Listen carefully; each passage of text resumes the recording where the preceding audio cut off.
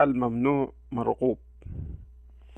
تأملت حرص النفس على ما منعت منه، فرأيت حرصها يزيد على قدر قوة المنع.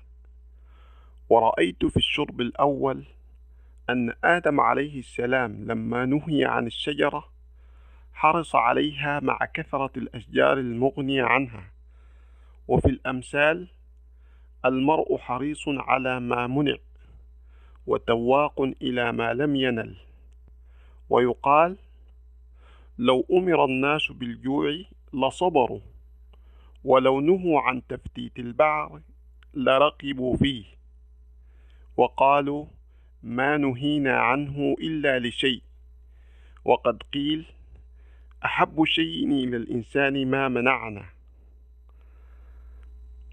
فلما بحثت عن سبب ذلك وجدت سببين: أحدهما أن النفس لا تصبر على الحصر، فإنه يكفي حصرها في صورة البدن إذا حصرت في المعنى بمنع ذات طيشها.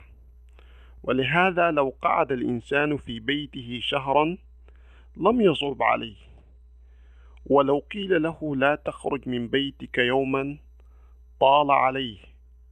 والثاني أنها يشق عليها الدخول تحت حكم، ولهذا تستلذ الحرام ولا تكاد تستطيب المباح، ولذلك يسهل عليها التعبد على ما ترى وتؤثره على ما لا يؤثر.